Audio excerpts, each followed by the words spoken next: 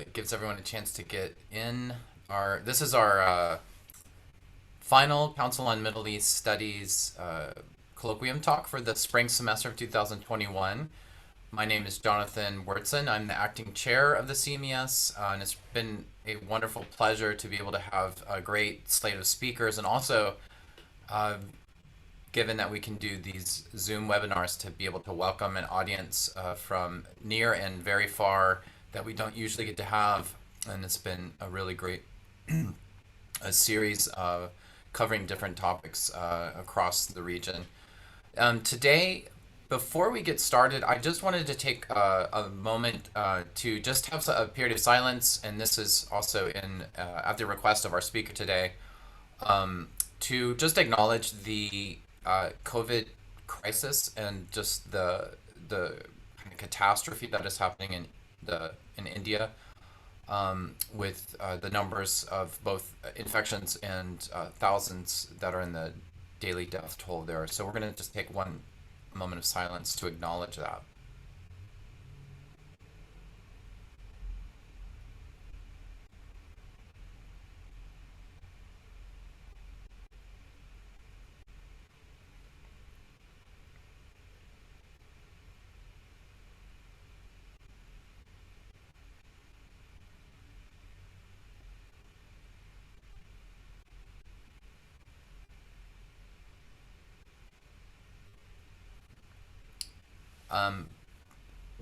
Today we have the honor and the pleasure to be able to welcome, as I mentioned, this is our last speaker. This is also someone who's been really integral to this whole series in both the fall and the spring. Dr. Vish Sakthivel is a Postdoctoral Associate here at Yale in the Council on Middle East Studies. She's also a lecturer in political science. She's has her PhD in Middle East Studies from St. Antony's College at Oxford University, and has published on topics, both academic publications, and she also has been active in doing more policy-oriented publications with a variety of topics, especially in her core area of research focused on North Africa, and these questions related to the interactions between religion, politics, identity, particularly in the past, since the Algerian Civil War. So today's really a pleasure to be able to give her an opportunity, for her to have an opportunity to share that research with us. And I'm going to now hand it over to you, Vish. Welcome. Thank you, Jonathan, for that very kind intro. Thank you also to Marcia Inhorn and all of the staff, Kristen Siebert and Marwa Khabour at CMES, for coordinating all of this. This is not possible without you guys. So my presentation today, my talk today is going to be based on a paper that I have written that is concerned with the emergence of the global discourse of moderate Islam in the 1990s and 2000s. And I'm particularly concerned with why religious and political actors engage in this discourse and what it does for them.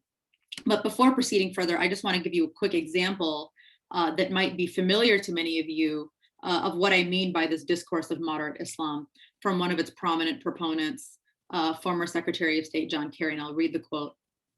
"We have to speak for moderate Islam and find ways to get moderate Islam to fight and stand up for the real basis of their religion, rather than allowing it to be hijacked by people to completely misinterpret it. The vast majority are moderate." So although this 2013 excerpt is from a speech given in the context of the rise of ISIS, Kerry here is building on one of the key organizing logics of the US-led war on terror that dates to at least 2001. Specifically, this logic, or this idea that Islam is not dangerous or extremist in and of itself, but always potentially so. And so across the Bush and later the Obama administration, the war on terror had come to be sort of explicitly framed as, in part, the sort of war of ideas. And as a result, academics, policy analysts, diplomats, development specialists were all enlisted in this sort of war with massive US government support. And so through this kind of process, moderate Islam has come to be something to be cultivated, propped up, searched for as a counter to the ever possible extremist Islam. And over the course of the War on Terror, the US also enlisted allies around the world, many of them Muslim majority countries, for instance, Indonesia, Malaysia, Jordan, Algeria, and Morocco, among many more, as well as countries with sizable Muslim minorities such as India and Singapore, who very prominently and eagerly joined in as partly as a way to align with the sort of US-led post-Cold War global order. But importantly, regulating Islam had also long been a way for these countries to, and their governments to control alternative forms of Islamic expression and politicking, perceived as potentially threatening to these states' own grip over their domestic religious political spheres. And so many of these governments became more empowered over the course of the War on Terror to frame any expression of Islam outside of the sort of state-sanctioned framework as terrorist threats, and to cast state efforts to curb these alternative religious expressions as fronts in this global battle. And this especially applied to efforts to contain Islamism and other more political expressions of Islam, as I'll discuss further in a bit. And a key sort of element across these global policy prescriptions to promote moderate Islam is this sort of scripturalist reasoning that certain lines of the Quran motivate extremism, and that by identifying the offending passages and rooting them out of mainstream practice, that moderate Islam can be achieved. And many Muslim majority states, for their part, have long maintained this kind of scripturalist logic in their own efforts to unify religious practice and to surveil religious discourse, both of which have been ongoing in many of these countries since their nation building periods after independence. And these longstanding efforts have come to feed into these countries' counterterrorism policies as well, namely those of monitoring mosques and sermons, and of controlling the content of religious textbooks in school, in particular to ensure that all of these promote moderate official interpretations and omit others. But in the context of the spread and the globalization of the War on Terror, these practices have also been rebranded by these countries as consolidating a sort of inherent Muslim moderateness that these countries claimed to already have, which has allowed these countries to position, chiefly for diplomatic leverage, as sources of this sort of replicable, exportable moderate Islam. And a notable example includes Morocco, which has repackaged Maliki Islam, which is the predominant madhab of Islam followed in North Africa, as more moderate than those found in the Gulf or the Levant. And other examples include Malaysia and Indonesia, which have, since even as early as the early 20th century, worked to promote what is called Islam Nusantara, or a heritage of Islam that is particular to the Southeast Asian archipelago. And in the last couple of decades, many countries in Africa, the Maghreb, Southeast Asia, have positioned, by virtue of being outside of the sort of Muslim centers, Saudi, Iran, even Egypt, as being instead on a moderate Muslim periphery, which they hold is characterized, unlike these Muslim centers, by more religious syncretism that draws on local custom and thus uniquely lends these countries to tolerance and to moderate practice. And because, as I argue, the specific formulation of moderate Islam is highly contextual, each of these countries sort of police Islam in different ways. And I will focus on and dive into how Algeria also does this in just a second. Policy language on moderate Islam has also shaped how Western academics and academics kind of steeped in the Western academic canon have undertaken to study the intersection of Islam, politics, and violence and extremism.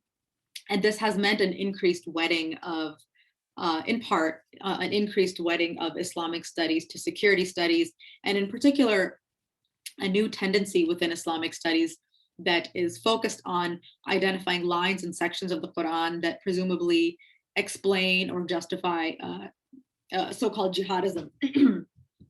and juxtaposing it against passages that allegedly promote tolerance and moderation. Meanwhile, and especially since the start of the War on Terror, there has also been a strand within Middle East political science and IR. Excuse me. I lost my voice last week and it's kind of still. That treats moderation as a sort of scientifically robust, objective, definable framework that can measure or understand Muslim ideology, politics, and behavior. And the prominence since the mid 2000s of the inclusion moderation hypothesis, which I think many of you are probably familiar with, this hypothesis rests in part on this logic, as well as on the aforementioned assumptions about the exceptional, uniquely political ideological threat of Islam. So I therefore and instead conceptualize moderate Islam as having become a sort of regime of truth that has become reified through its circulation among governments, academia, and global publics. And I mean that it is a truth regime in the Foucauldian sense, that it is sort of an interplay of knowledge, techniques of governance, and sort of scientific discourses that work together to generate disciplinary power. And this global regime of truth has come to place Islam sort of at the forefront of both elite and popular, both global and local imaginaries as uniquely dangerous, uniquely violent, uniquely destabilizing to the world order, and thus as uniquely necessitating surveillance and, if needed, even repression. And so my conceptualization here builds on a body of work that exposes how scholarly production on global politics and culture is linked to the exercise of hegemony and political power.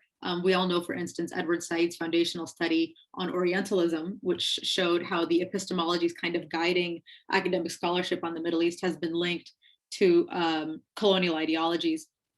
While more recently, political scientists such as Lisa Wedeen and Ida Oren have shown how US foreign policy directions really shape the agendas taken up in American political science, Middle East studies, and even Islamic studies. There is a body of work that has begun to push back against normative conceptualizations of moderate Islam. In particular, within political science, there's an emerging work on how states manipulate this concept, use it to signal to Western interests and the benefit it confers to these good Muslim countries. And I'm thinking, for instance, for Anne Wainscott's book, who I think actually might be here today, called Bureaucratizing Islam, which focuses on the Moroccan case. But what I wanted to better understand is, how are these debates over what is authentic Islam, good Islam, or moderate Islam unfolding among people, in particular people in Muslim majority spaces? Are people resisting the concept? Are they compelled to find and enact moderation? And if so, why? And how are all these contestations shaped by US-led global policy discourse, as well as the corresponding and resulting domestic religious policies within Muslim majority countries? And by using an ethnographic approach to explore the social life of moderate Islam, I show that the notion is actually contested and unstable. I also show that because these contestations themselves are mediated by the hegemony of global security discourse, local political imperatives, and resultant shifts in religious discourse among religious leadership bodies and communities, that people are in many ways moved to search for, negotiate, and live out notions of moderation. In other words, rather than just being a cynical ploy by governments, moderation as a discourse regime also works to inform citizens' sort of individual and collective being in the world across space and place. It can organize the contests over religious authority and belonging, and thus in many ways regulate religious identity and practice. And so in order to examine how, I've looked at the social practices and discourses of members and sympathizers of an Islamist movement in Algeria. And I did so, of course, understanding that the Islamist terrain is far from a complete picture of the social life of moderate Islam. And I plan to expand on the spaces and epistemic groups that I observe as I expand this work into a book.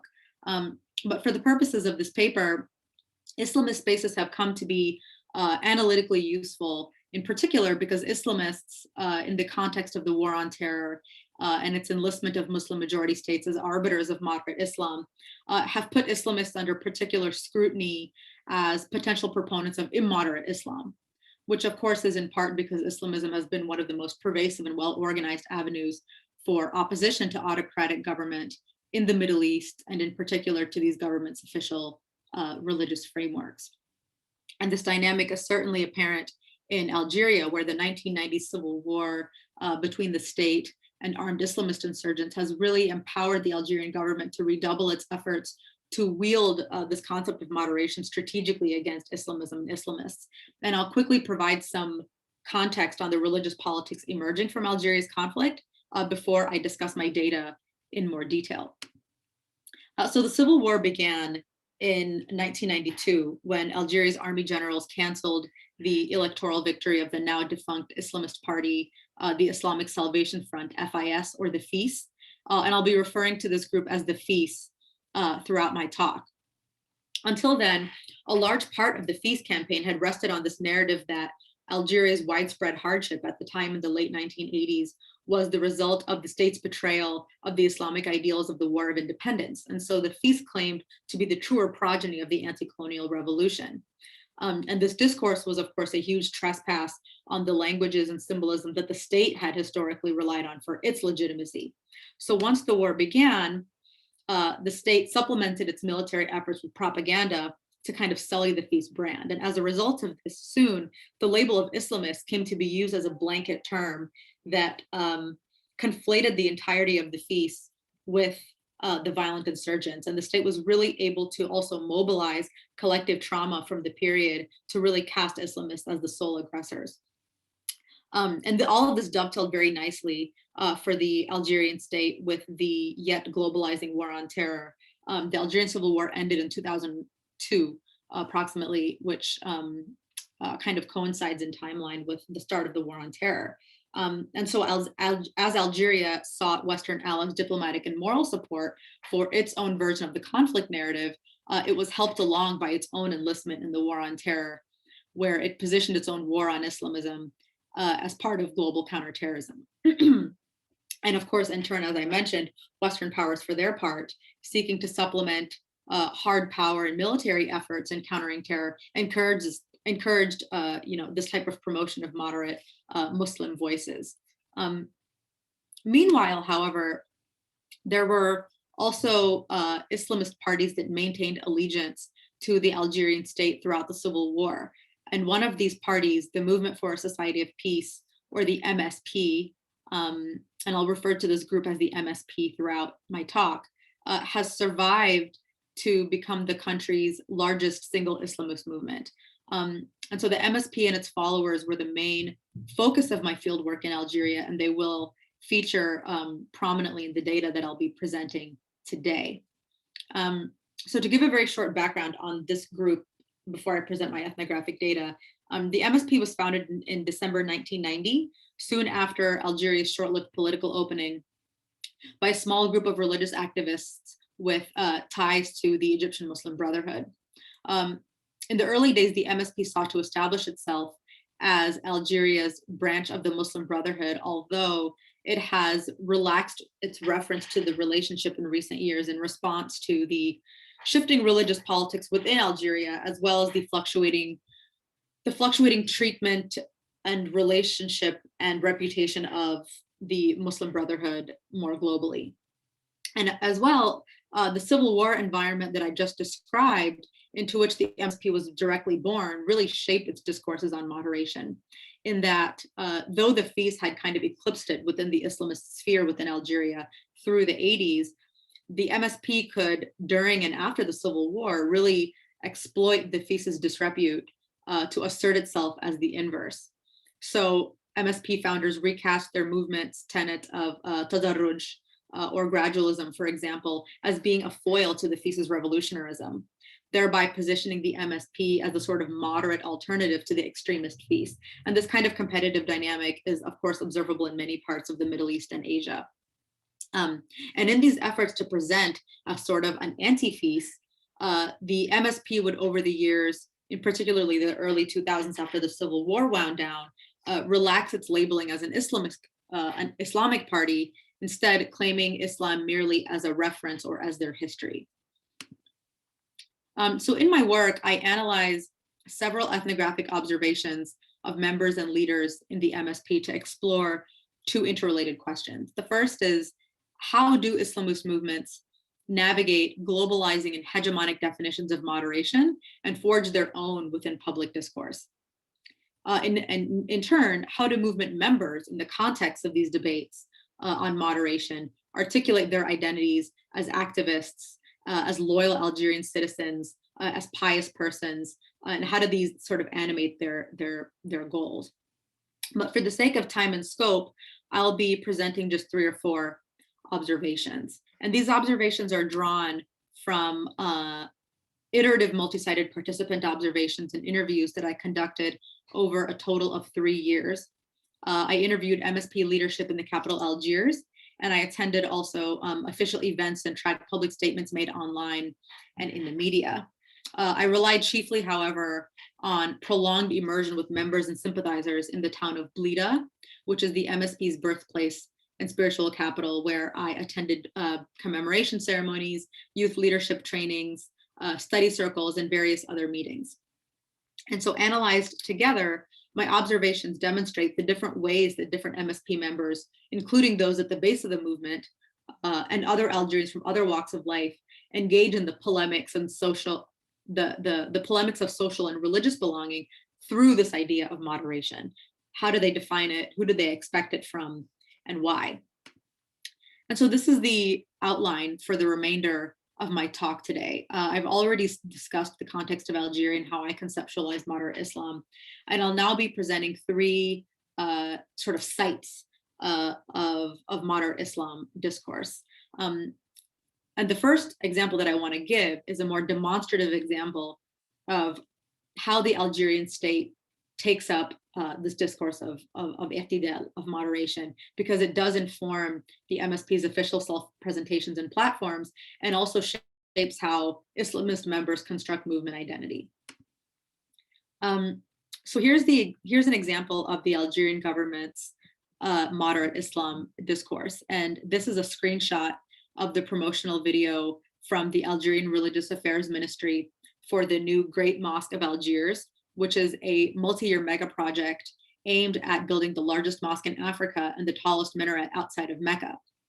And the video is titled Jama' al-Jazair Minarat al-Wasatiya wal-I'tidal, the Mosque of Algiers, a beacon of centrism and moderation, with the word, for those of you who read Arabic, the word minara here is having a sort of nice double meaning, both as a literal minaret, but also as a more metaphorical beacon that is cementing Algeria as a hub for tolerant and nonviolent Islam. This project is also part of the state's long effort to construct this idea of moderate Algerian Islam, one that, according to the language of the Religious Affairs Ministry, is rooted chiefly in local religious custom, and is, quote, the Islam bequeathed by Algeria's ancestors to which the country needs to return after the violent civil war. And this is promoted alongside the official narrative that the civil war had been the result of radical ideologues' importation of a foreign Islam that had no basis in Algeria's history, culture, or practice. And this sort of references the religious localism that I described at the outset of my talk as characterizing the new religious branding of several North African and Southeast Asian countries. This narrative also, of course, invokes Islamism's more transnational origins.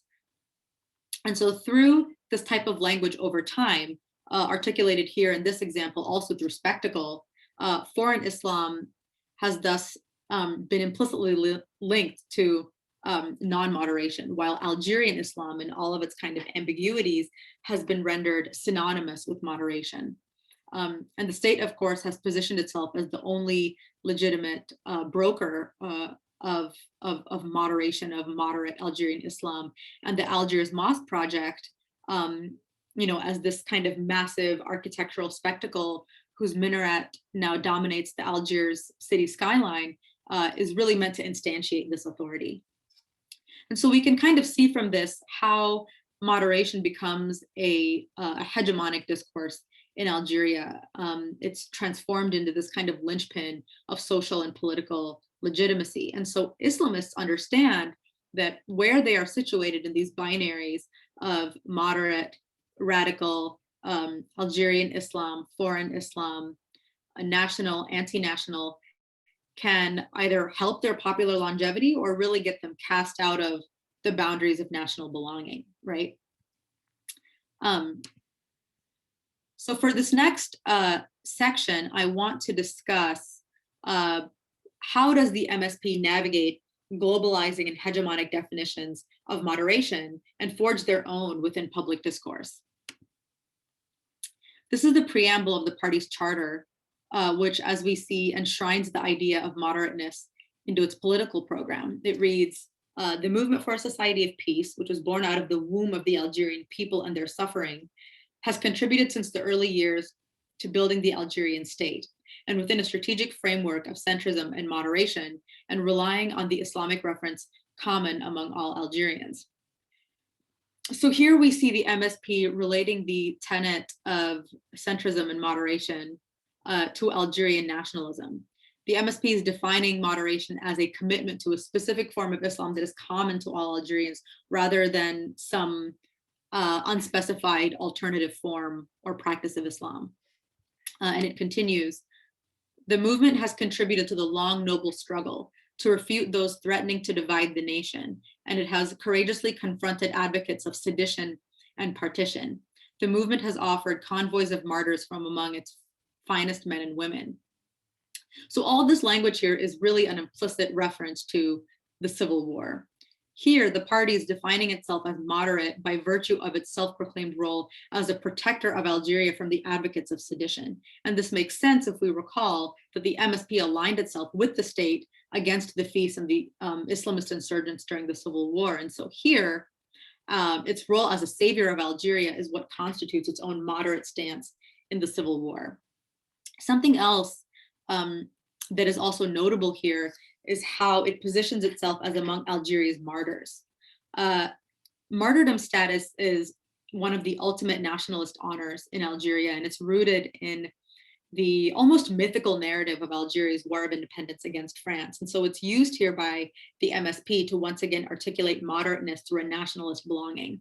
But the MSP makes this sort of temporal leap in doing so. The MSP was not founded until 1990.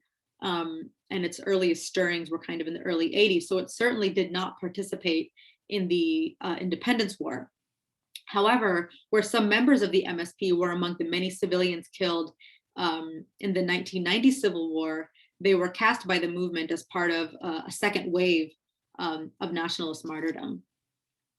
And the most celebrated martyr is movement co-founder Mohammed Bouslimani, who, according to most accounts, was murdered by one of the more brutal insurgent groups for refusing to issue them a fatwa or a decree legitimizing their violent methods. And so a persona was really systematically cultivated after his death, where he was reconfigured as an Islamist nationalist icon in the state's fight against extremism. And he's cast by the movement as chief among the MSP's over 400 martyrs for moderation. And the capture under his photo here, and this photo, I forgot to list the source there, but I took this photo from the MSP's official Facebook page.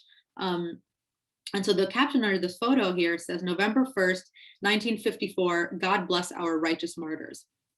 Now, November 1 is a national holiday in Algeria, which marks the date in 1954 on which Algerian rebels declared war against the French occupation. And so the phrase 1st of November, or Awal Novembre in dialect, is a really powerful invocation and symbol of Algerian nationalism today. And this symbolism is superimposed onto Bouslimani's image, even though he was killed in 1993 during the Civil War. And so this sort of leap in the chronology has a few discursive functions for the movement. It situates the Civil War's dead in continuity with those of the anti-colonial struggle, which serves the MSP by making martyrdom into a coveted status that is accessible to them.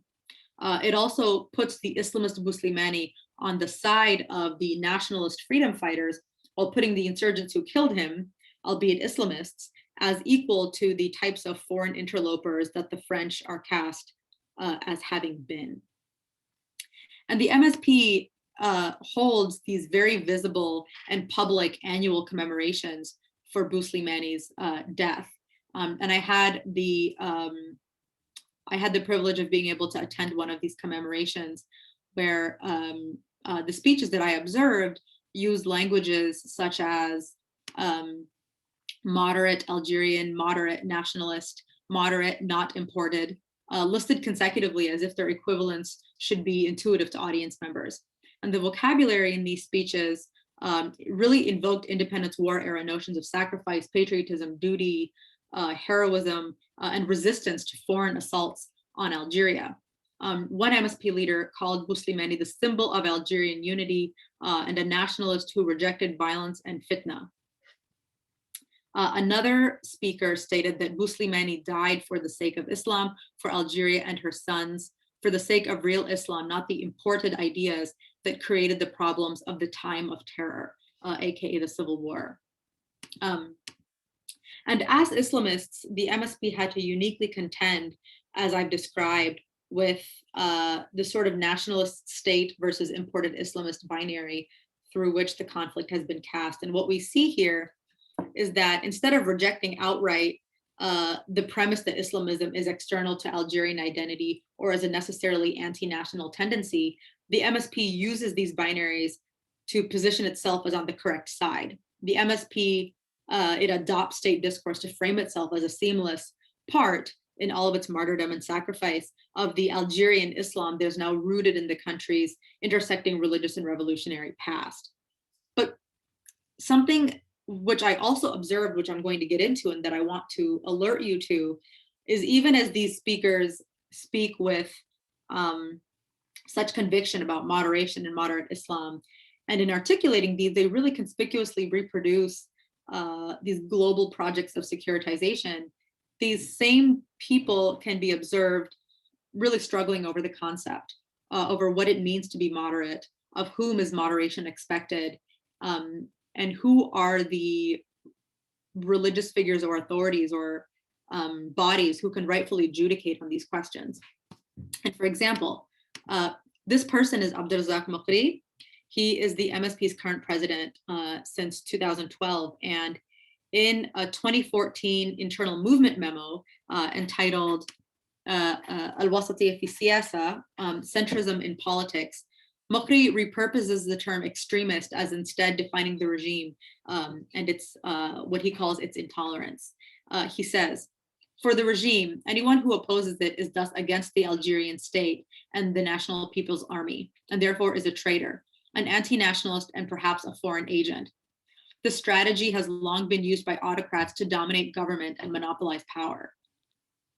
He goes on in the tract to argue that the terms extreme and terrorist are manipulated by regimes, and through this, he implicitly questions the prevailing narrative of Algeria's 1990s conflict, which is something that it's pretty tough to see the MSP publicly doing.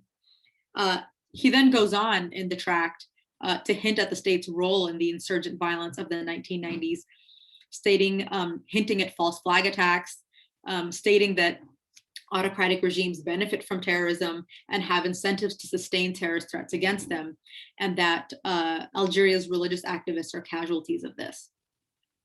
And in a similar vein, in a conversation I had personally with an MSP province level president named Abdullah Yousfi, he too began our conversation by professing that the MSP is moderate, nationalist, incrementalist, again, listing them as if there would be naturally concurrent.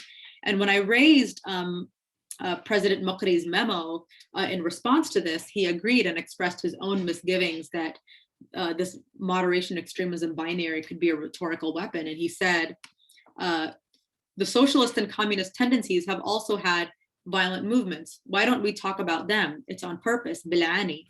In other words, it's deliberate that moderation is now only used to discuss Islam and Islamism. He then went on to express cynicism about the discourse of moderation as religious localism. He argues, but everything in our country is imported. Name one thing that was born here, that grew here in Algeria. Our vegetables, our socialism, it's all imported.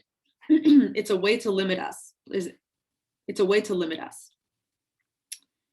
So here we see even how, even as these public MSP figures kind of contest the imperative of moderation and its attendant constructs and who it's applied to, in other spaces and moments, they are still moved to concede to and embody the socially agreed upon constructs of moderation. And so I now want us to contrast this language with one piece of a row that MSP President Makri was engaged in with a prominent Emirati preacher named Wasim Youssef. Youssef, pictured here, was invited by Algerian state television channel An-Nahar to discuss the theme of wasatiyya wal i'tidal, centrism and moderation. And the interview was broadcast chiefly to Algerian audiences, in which the preacher said, quote, "The Muslim Brotherhood leaders that incited jihad during Arab Spring events now live with their children in Europe and the US and launch others' children living in the Arab world into unfounded wars, effectively accusing Brotherhood types of fomenting violence, and concluding that they could not be centrist or moderate as a result." And as we'll see, Makri's response, which I've screenshotted here and I've translated here, really swiftly seizes on the preacher's non-Algerianness and evokes a shared set of ideas within Algerian political culture to unleash on him a sort of series of well-worn discourses. And I'll read the relevant portions. He starts by asking, who will Algerians believe, the partisan politicized Emirati preacher or the loyal Algerian nationalist brother Sheikh Mahfoud, who is one of the founders of the MSP?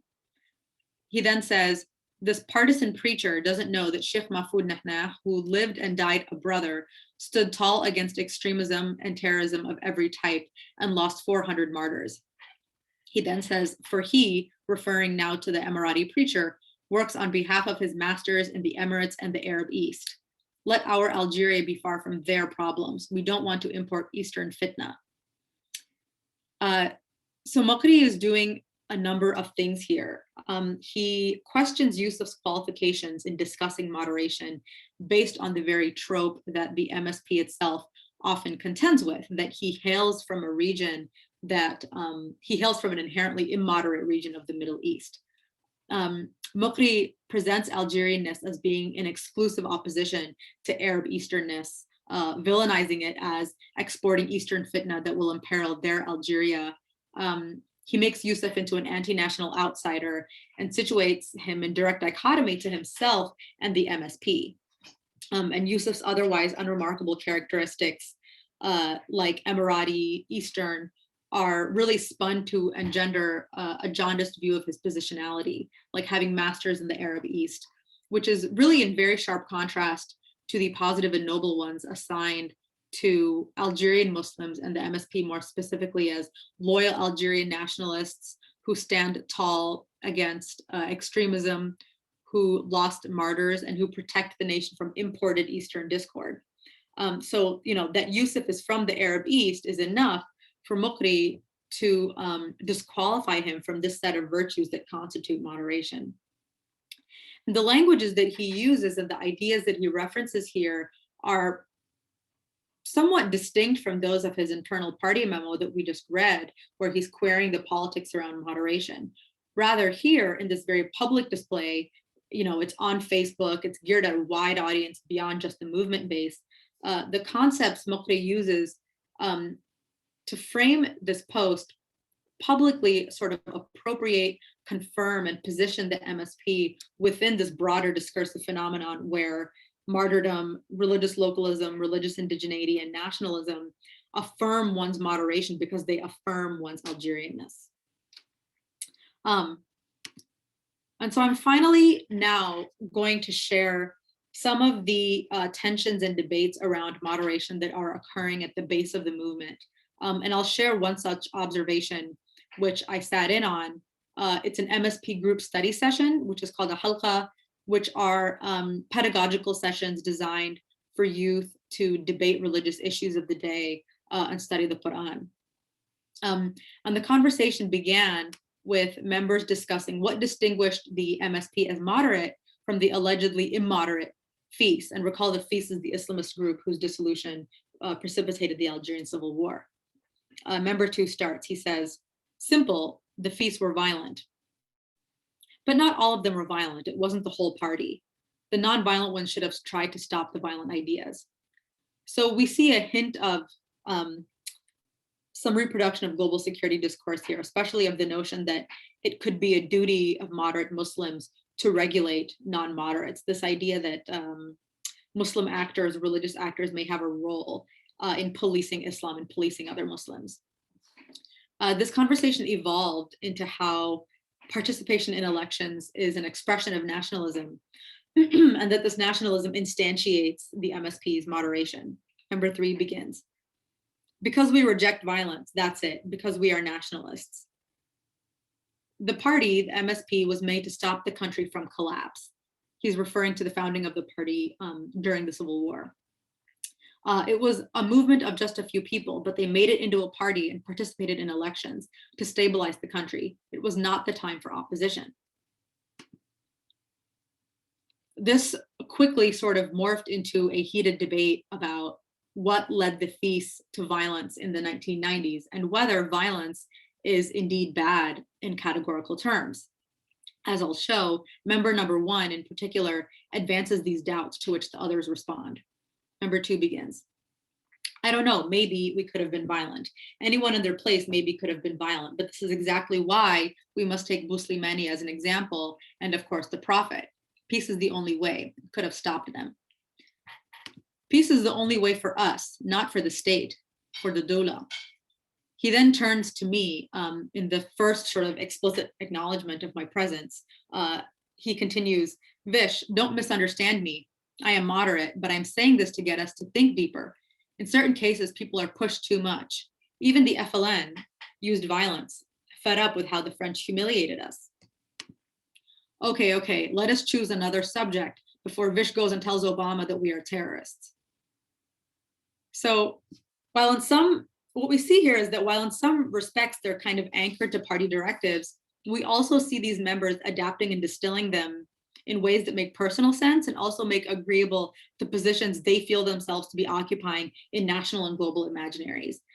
Even as they push the boundaries on official MSP discourse on moderation, they still do so in a way that asserts the MSP's belonging within mainstream conceptions of moderation rather than framing their ideas as dissensions from the party line.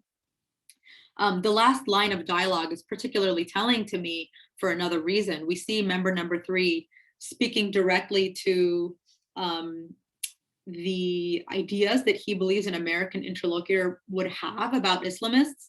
He makes explicit his awareness that the things that they are saying may be used by foreign powers to adjudicate on whether the MSP is or isn't moderate.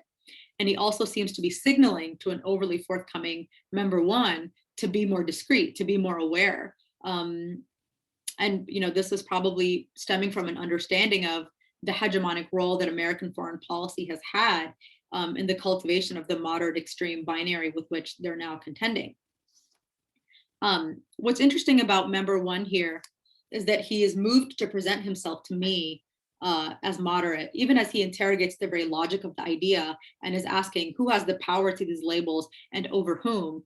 He asks why the onus of moderateness and peace articulated in this part of the conversation as pacifism are placed disproportionately on Islamists rather than on actors closer to the state. He also wonders whether what the Algerian Religious Affairs Ministry, and thus in many moments the MSP leadership, celebrate as moderation is always the best approach. He's asking whether moderation should be understood as a universal virtue and whether radicalism or even violence are necessarily all bad. And he sort of queries the kind of moral absolutism that has now come to surround this idea of moderate Islam and moderation. Nevertheless, however, he is still compelled to identify and present himself to the group and to me within these frames. It's important to him that those listening to him still see him as a moderate. So even as he's wrestling with this idea, even trying to subvert it maybe a little bit, there's a part of him that is still really persuaded by it. So I now want to just conclude on a few interrelated notes. So first, I understand moderate Islam as having become, as I said, a Foucauldian regime of truth that has been sort of dialectically co-constructed across epistemic groups like governments, academic circles, global publics, and religious communities. In other words, an interaction of global policy priorities, academic knowledge production, and Muslim countries' own domestic political interests have consolidated around an idea of Muslim moderateness that has been constructed to resound with both local political cultures as well as the principles organizing the sort of liberal global order. The Algerian state, for its part, marshaled a sort of religious revolutionary history to construct an Algerian Islam over which it would position itself as the only rightful authority. And this vague notion of religious localism has been upheld as kind of spreading moderation and inoculating against radical ideology by virtue of being rooted in institutions that are homegrown and authentically Algerian. And attendant to this, my second concluding point is how even social actors who resist these discourse regimes and the policies they entail feel compelled to take up its languages in order to be legible and legitimate. As we saw, Algerian Islamists, for their part, instead of rejecting outright this discursive regime of moderate Islam, either for the unique burden it places on Muslim subjectivity or its implicit anti-Islamist bias, participate in the discursive processes by which it has been constituted, and they define themselves through the various notions that result. Moreover, I show that these practices do not simply constitute signaling or performance to domestic and international audiences, nor are they just a strategic dissimulation as some of the poli-sci and IR literature on Islamism still asserts. In other words, the sort of transnational policy regimes that configure political Islam as uniquely anti-liberal, uniquely anti-modern or dangerous, they don't simply politically compromise activists, but also more profoundly really disrupt a habituated sense of identity, place, and belonging. We see how activists are seeking affinity with those around them outside their movement to fit into locally and globally legible social identities and to be sort of part of this wider imagined community. And this is something that historian Malika Rahal, who I think may be here today, she refers to this idea of being entre soi, as wanting to be one with those around them. And this kind of brings me to my third concluding point. This in turn shows that moderate Islam is an unstable concept. Mediated by global security discourse regimes, moderateness is, as we see, struggled over throughout the ranks of the Algerian Islamist movement and across Algerian society and across, what we call the Muslim world.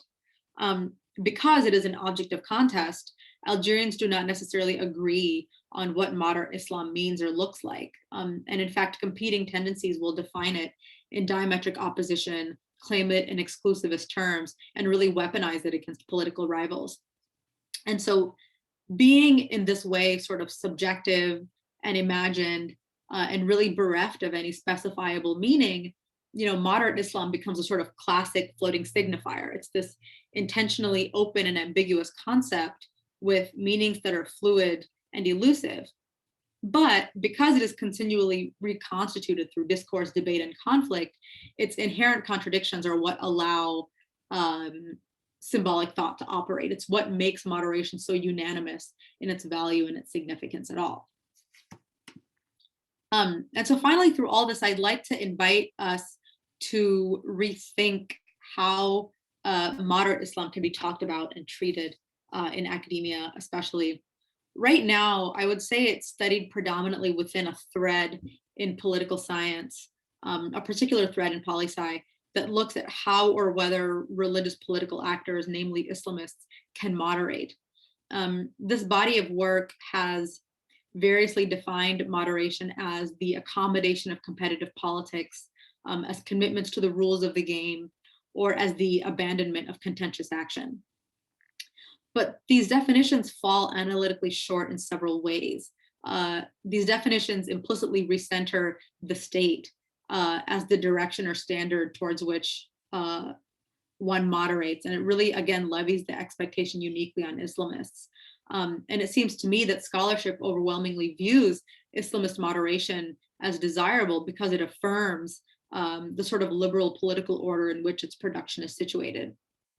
And secondly, these formulations still just leave out the highly subjective and relational nature of how moderation can be understood, defined, or manifested. And so I've sought to show that as a discursive regime, moderation in moderate Islam can be more productively studied if treated as the actual object of an inquiry rather than as its analytical framework. As a site of polemics and political meaning making, moderate Islam is more notable for the ways, reasons, and contexts in which it's referenced, and for this kind of values and connotations it conjures. And I think such a treatment could be instructive for future studies of Islamism, because it privileges investigations of the subjectivities, social positions, and self-identifications of the varied actors that are involved in the production of moderate Islam. And so in so doing, rather than kind of reproducing local politics of naming, we as scholars could maybe decode and decipher them. Awesome. Thank you so much, Vish. I do really think this is the way that you draw in our focus onto the Islamists themselves, and this not being a function of either international kind of war on terror level, state level politics, or the local regimes are getting co-opted into that, but it's kind of like, how does this become this regime of being and knowledge, etc., on that ground level? I'm going to get to some questions real fast. We have one that was a direction too that I was interested in. Anne Wayne Scott asks about just how funny it is, this like a minaret race between Morocco and Algeria, competing with Hassan Mosque and Casablanca, the Chinese-built Algerian rival. So part of her question is, what about this competition comparatively?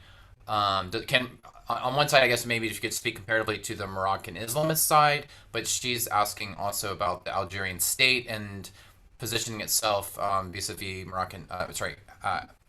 African Islam and the sort of diplomatic, cultural pivot that the Moroccan state has had to try to expand that soft power. So let's go with that, and then come to another question. Yeah, so thank you so much, Anne, for your question. It's actually great to see you here. I don't know if you were here when I actually mentioned you in the talk. And this is one of the times where I really lament that we can't be together in person, because I would love to chat. So yeah, I did talk a lot in my opening sections about moderation as a way of signaling to Western interest, but not so much about how it's used in sort of sub-regional power politics. Moderate religious branding is, of course, a way to compete on regional stages to assert a sort of soft power over smaller satellite states.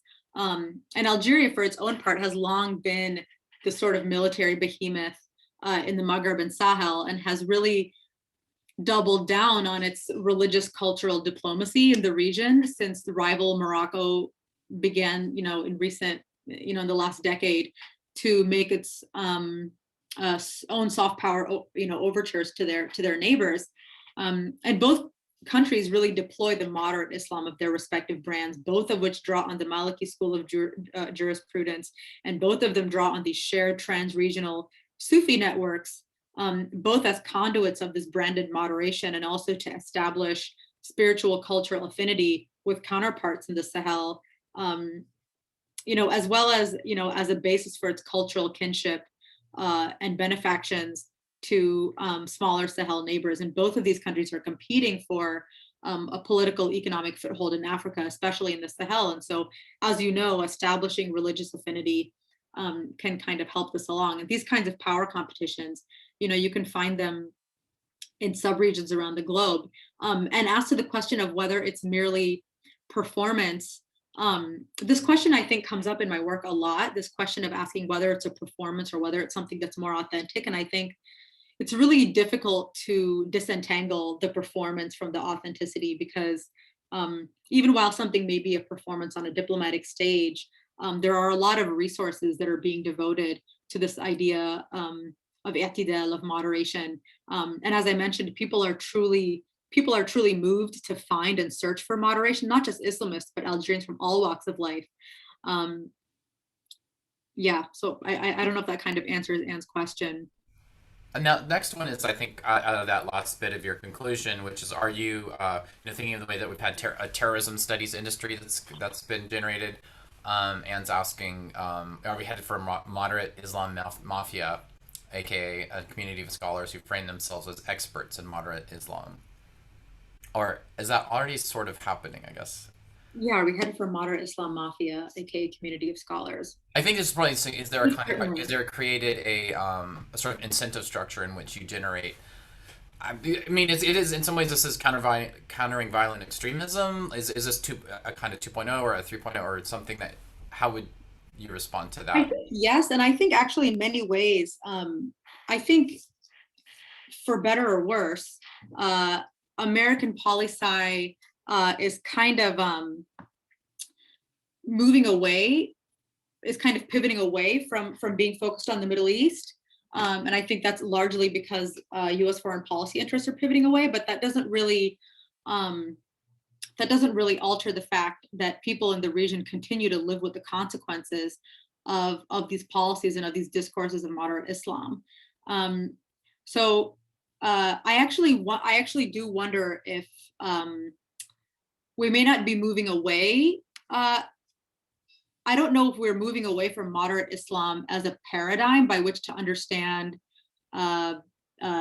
religion and the intersection of religion and politics in the region, but I do think that academia in general is moving away from the CVE industry slowly. But that I don't think that necessarily changes the fact that academia has been a participant in the construction of modern Islam as this regime of truth, as I talked about. We're going to be looking for the moderate evangelicals in the U.S. I think the CVE has shifted to Exactly. some of the threat awareness.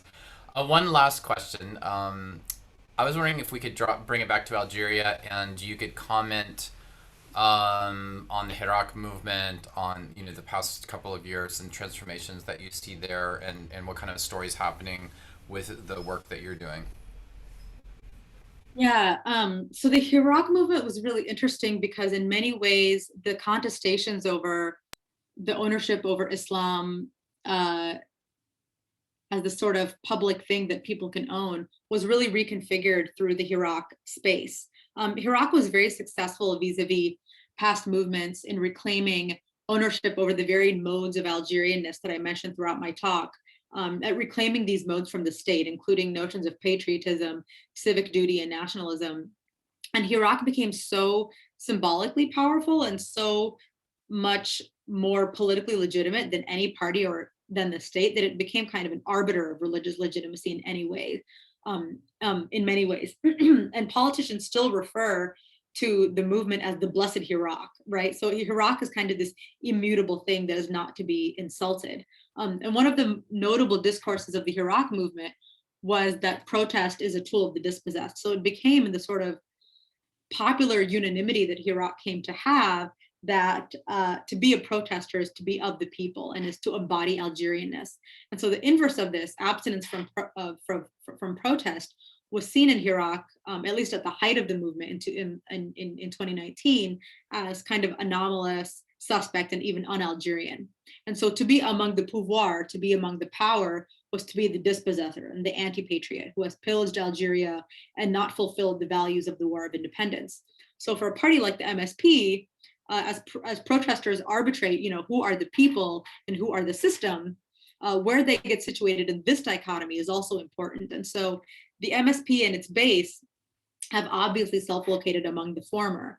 One of the first actions that President Mokri took is that he withdrew the MSP from presidential elections very soon after Iraq began. Because the Iraq movement was, after all about rejecting the legitimacy of those elections. And so this came at the behest of movement membership. So the moderate Islam binary hasn't gone away with Iraq, but it's been reconfigured. The idea that Islamism always poses a threat of immoderation hasn't been entirely subverted, even though Iraq did question the state narrative on the 1990s. And there's been consistent concern from Iraq activists that the Islamists of the 90s could reinfiltrate the movement. And so the MSP has really been vocal about joining non-MSP counterparts within the Iraq in disavowing not only the system, but also these so-called Islamist subversives who are kind of staging these breakaway protests in various Algiers suburbs calling for a Dawla Islamiyya. And so, as camps and sides and labels have been reshaped in the protest sphere, MSP members do seek to kind of situate squarely away from the power, as well as away from the 1990s Islamists, the foreign Islamists, the anti-moderate. And this again goes back to this idea of entre-soi that I mentioned, this desire to live among people with whom MSP people feel identical. Great. Thank you so much, Vish. This is a really a fantastic way to wrap up our series here. Thank you for all of those that were able to attend today. And as we put in the chat, these sessions have all been recorded, and today's will also be posted back up. If you could go to the cmes.yale.edu website, you can navigate to the series, and Marwa is putting those up as they get processed. All right. Well, thanks so much. You can give a virtual last round of applause, and have a great summer, everyone.